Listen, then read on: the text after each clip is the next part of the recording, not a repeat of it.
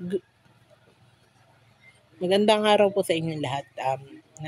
Narito po ang report patungkol sa aming ginawang infographic poster na nakatuon sa relasyon at diplomatiko ng USA at Pilipinas. Ang una po naming timeline o ang panimula po namin ay ang 1898, Treaty of Paris. Sa kasunduang ito, tinapos ang Spanish-American War. Ibinigay ng Espanya ang Pilipinas sa Estados Unidos sa kapalit ng 20 milyon dolyar. Simula ng kolonyalismo ng US sa bansa natin.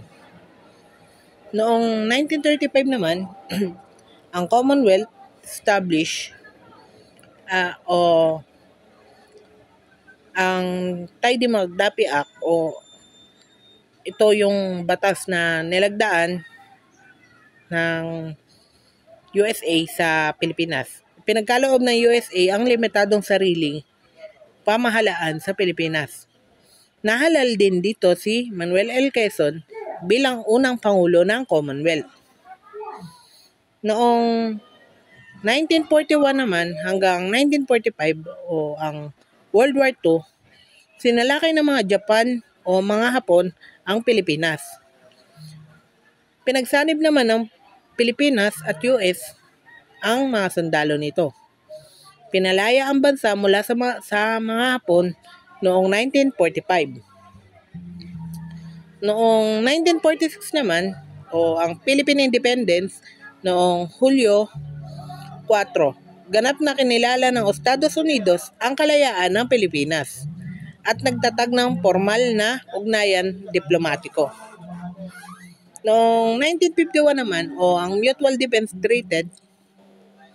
Treaty, lumagda ang Pilipinas at US sa kasunduang militar kung saan nangako ang bawat isa na nagtutulungan ang isa't isa sa oras ng panlabas na pag-atake.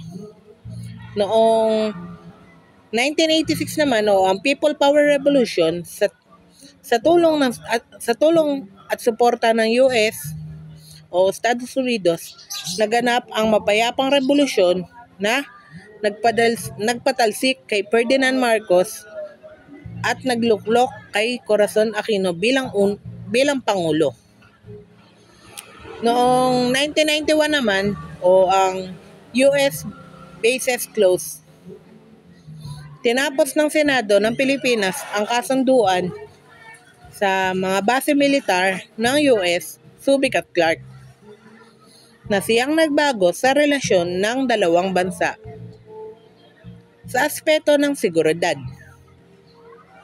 Noong 1999 naman, o Visiting Force Agreement o BFA, na nilagdaan upang payagan ang pagbisita ng mga tropang Amerikano para sa mga joint military exercise gaya nga ng nangyayari sa atin ngayon, yung mga balikatan forces o mga balikatan training o pagkaalay ng aliado ng Amerikano at ng iba pang bansa.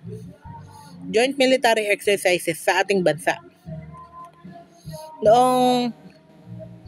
At ito na po yung panghuli naming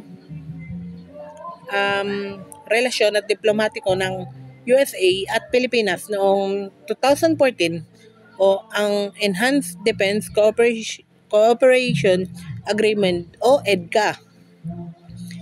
Pinahintulutan ang mas malaking presensya ng US militar sa piling ng base sa Pilipinas sa paraang rotational upang palakasin ang depensa ng bansa. Para sa aming konklusyon o ang aming other opinion, ang kasaysayan ng ugnayan ng Pilipinas at Estados Unidos ay punong-puno ng pagbabago mula sa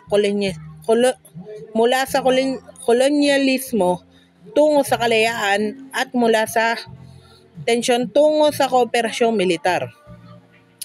Sa kabila ng mga pagsubok at pagbabago sa politika at seguridad, nananatiling mahalaga ang ugnayan ito sa paghubog ng pambansang kasaysayan at pandaigdigang posisyon ng Pilipinas.